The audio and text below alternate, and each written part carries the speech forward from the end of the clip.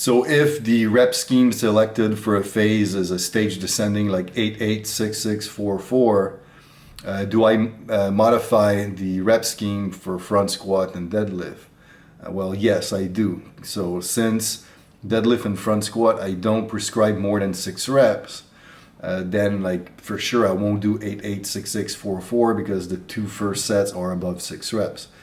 Now that being said, I would still do a stage descending, but all you need to do is adapt it to make sure you're not doing above 6 reps. So you could simply do 6-6-4-4-2-2 for the front squat and deadlift during a phase in which you're using 8-8-6-6-4-4.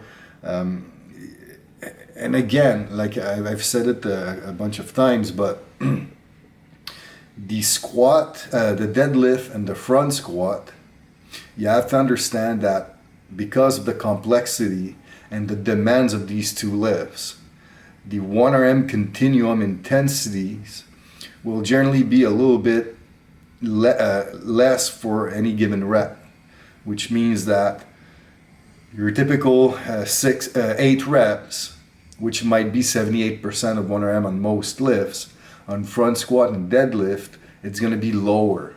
So because of that, you might want to do less reps to get to that intensity.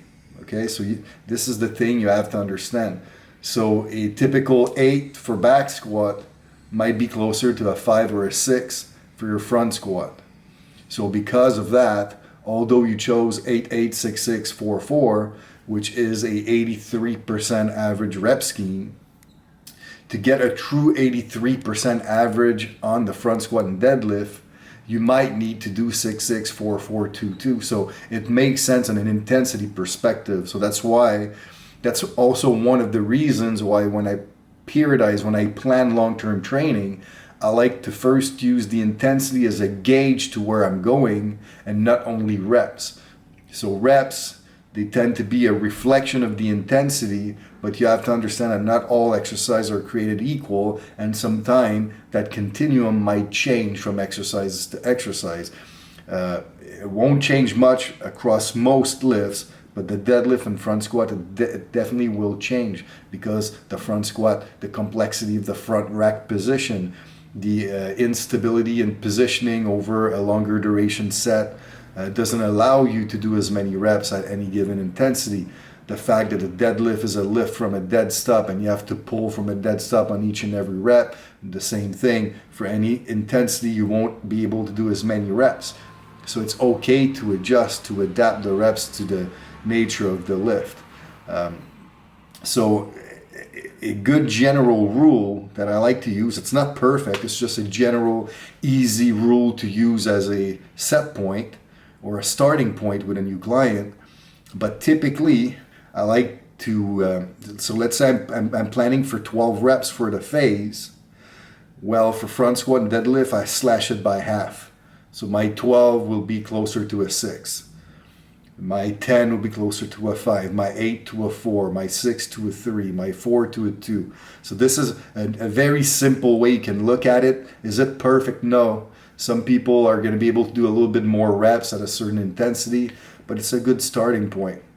Especially as you get stronger and more advanced with training, you'll see a drop-off in rep performance for any given intensity. So it's just something important to consider and to look at.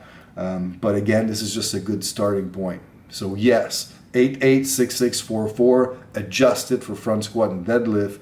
You can just simply maybe start at 6-6-4-4-2-2, or as you get more advanced, it could be something like 5-5-3-3-1-1. So it's kind of individualized the training to the trainee. So you have to look it up.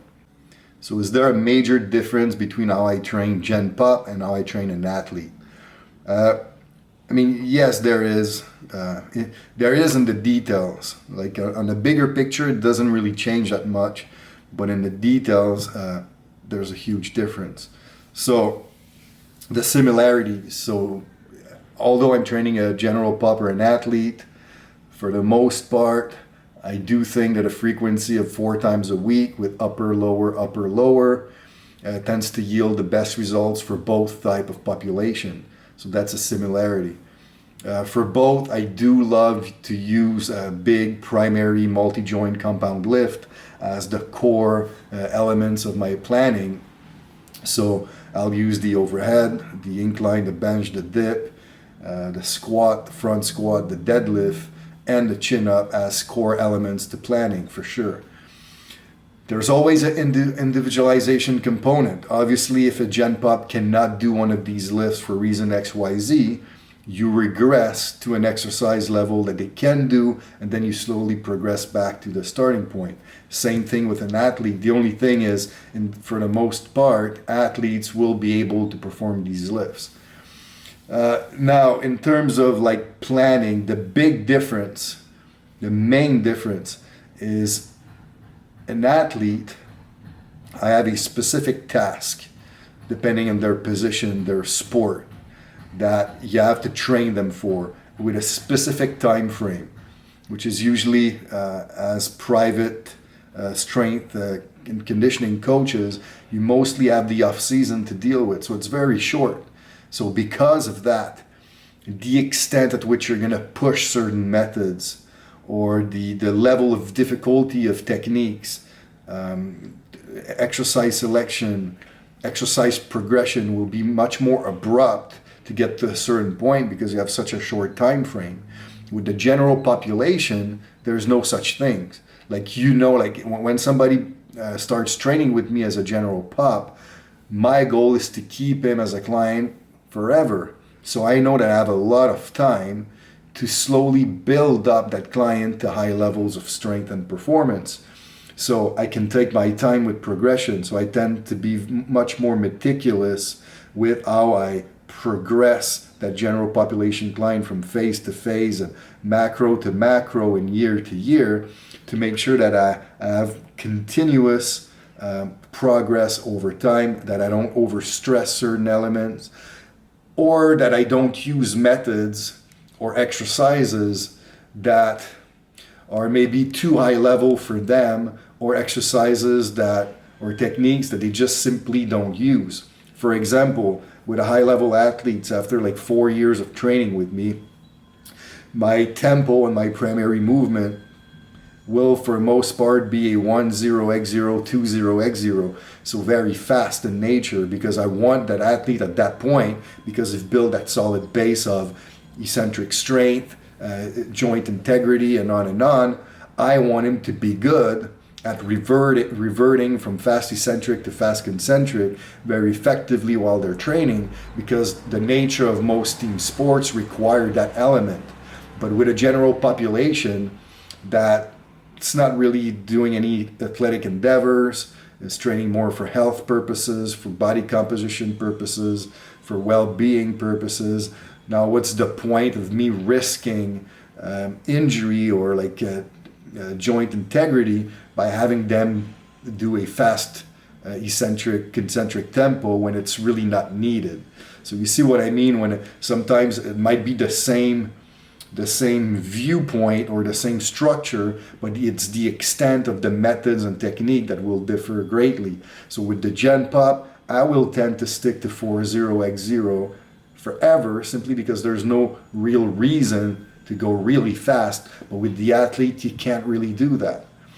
The same thing, if I introduce eccentric methods, the general pop, I might introduce it on 1, maybe 2 exercises within the week. There's no need to overstress. But with an athlete with a short off season, if we're doing an eccentric phase, I might use it like 4, maybe on 5 exercises within the week, because now you need to push the extent of eccentric loading much further, because you don't have that much time to create or force adaptation for the performance of the sport. So, and even with progressions of remedials. So if I'm doing like a rotator cuff progression with the Gen Pop, I'll take my time doing very smooth, progressive progression in either joint position, implement progression, velocity progression.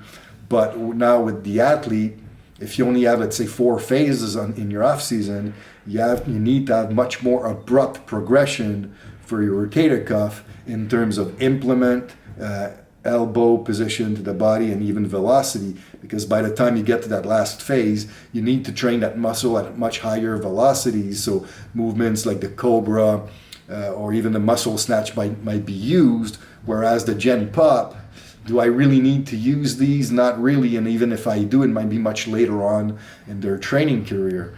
So you see, for me, training gen pop or an athlete, it's the same thing.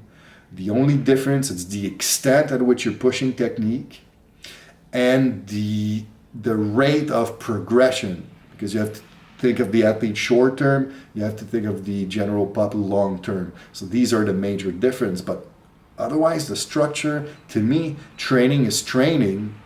Response to training is response to training. It doesn't really matter that you're a gen pop or an athlete.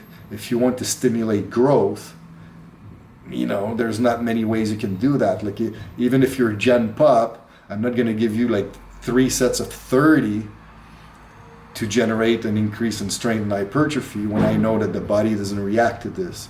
So in a way, that's why there cannot be that much changes in between an athlete and a gen pop, simply because training is training and there are rules you just can't change.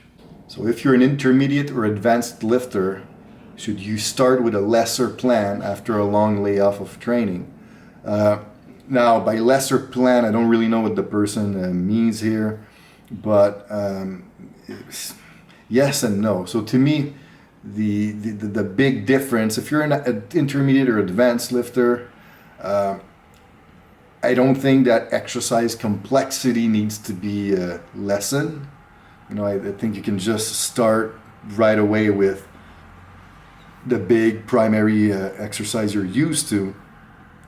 Now, the main difference to me it will be on 2 fronts. So if you haven't been training for a while and you're starting back, the structure will be the same, at least to me. Your 4 sessions per week with your A series, B series, C series, A being your primary, B being your assistance, C being your remedial. That doesn't really need to change. But the intensity now might be lower. So you might want to start that first phase because of that long layoff with, like 12 or maybe 10 reps. Like I wouldn't start right away with sets of 5. It's just too intense for the time being. So you want to ease back on the intensity. Make sure that you focus on bringing back some of that lost hypertrophy because that increase in muscle mass will serve as a good springboard for strength development in the upcoming phases. So it's important to start with more of a hypertrophy tangent to your training than strength. And then you need to address volume. So if you're used to, let's say, a session of 22, 24 sets total, maybe you want to start with 16 to 18 sets in that first phase, simply because there's no need for all that volume at this point in time. Maybe just those 16 sets will be enough stimulus to trigger a strength response from training. So to me, it's very simple. Again, same structure as always, same exercise selection as always. Monitor the intensity, make sure it's on the lower end, and then monitor volume, make sure it's on the lower end.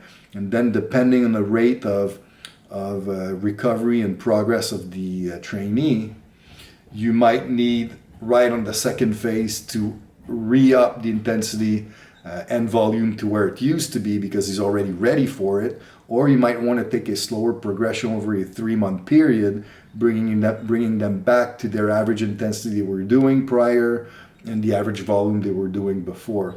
So this is, for me, the way I would set up the training for intermediate or advanced training coming off a long time layoff.